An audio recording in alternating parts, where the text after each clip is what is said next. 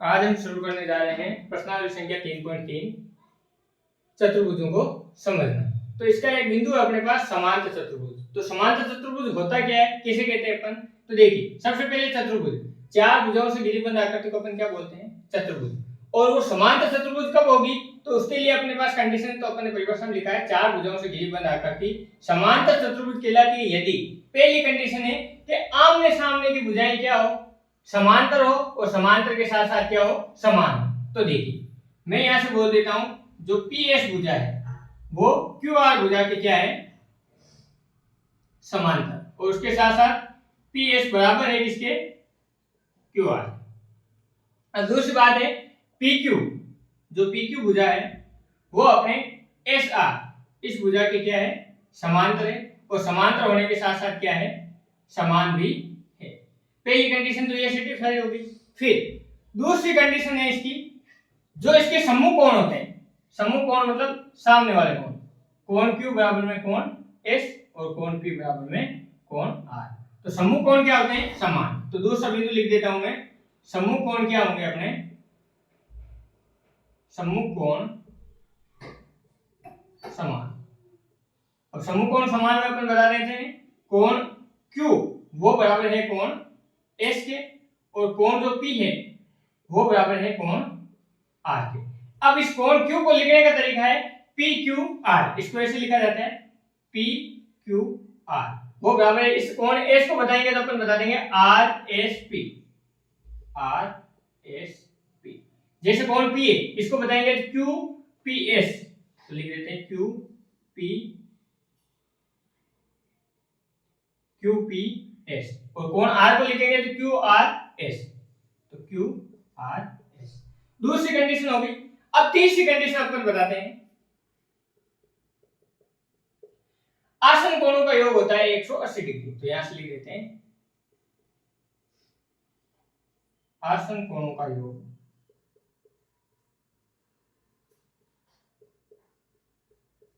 180 degree. तो आसन कोण कौन सा होगा? देखिए, S P Q, S P Q plus P Q R, P Q R, इनका योग कितना होगा? 180 डिग्री। कहने का मतलब है, दो समान जो भुजाओं के मध्य जो कोण बन रहे हैं वो होते हैं अपने आसन कोण। ये तीसरी बात होगी। अब चौथी बात अपन बताते हैं।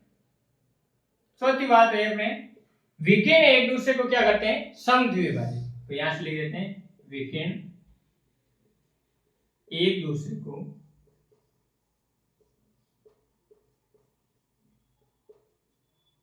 समद्विभाजित करते हैं।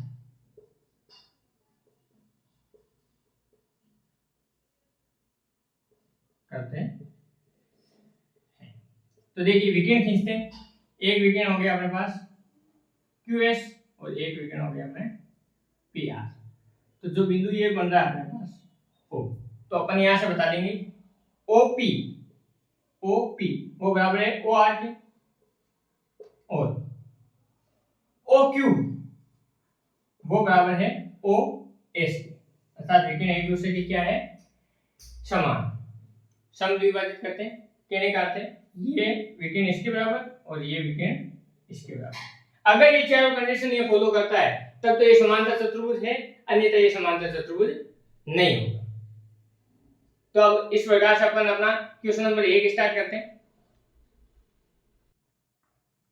अब अपन शुरू करते हैं क्वेश्चन नंबर 1। क्वेश्चन नंबर 1 में अपने को दिया है ABCD एक समांतर चतुर्भुज है। तो अपने को एक समांतर चतुर्भुज दे रखा है। प्रत्येक कथन को परिभाषा या प्रयोग गुण द्वारा पूरा कीजिए। प्रयोग किए गए कोई गुण द्वारा अपने को क्या करना है? इसको बताना है। तो गुण द्वारा इसको बताना। तो देखिए, अपने को पहला बिंदु दिया है AD। ये समांतर चतुर्भुज तो है, ये अपने को दे रखा है। अब AD, ये रहा अपने पास AD है, तो AD के ये सामने वाली भुजा क्या है? BC। तो यहां पर अपन क्या लिखेंगे? AD बराबर है BC के। और कंडीशन क्या बताएंगे कि समांतर चतुर्भुज की सम्मुख भुजाएं क्या होती है? समान होती है। तो यहां से लिख देते हैं, समांतर चतुर्भुज की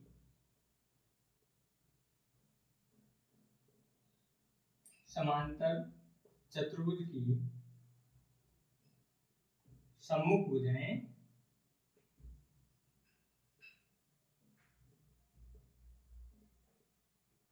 समान होती है।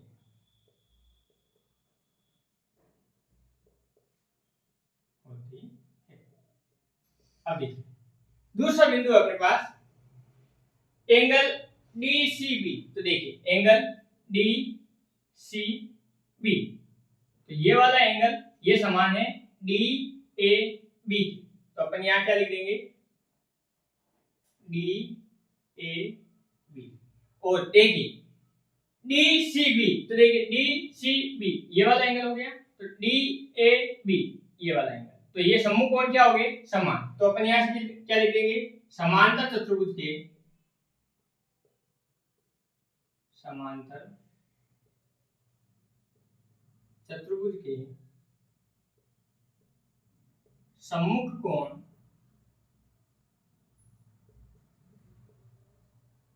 समान होते हैं, समान होते हैं।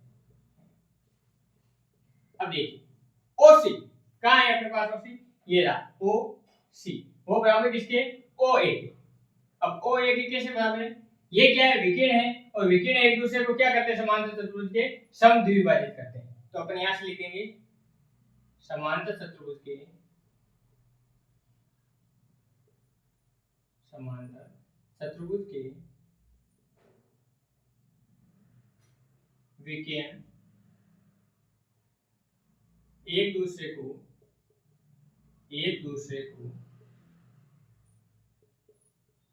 समद्विभाजित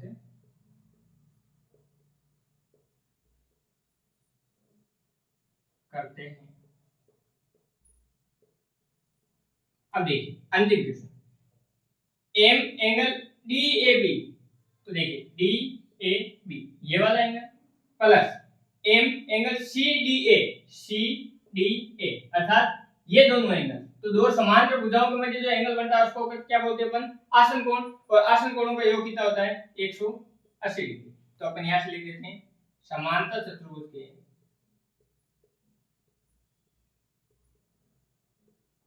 समांतर चतुर्भुज के आसन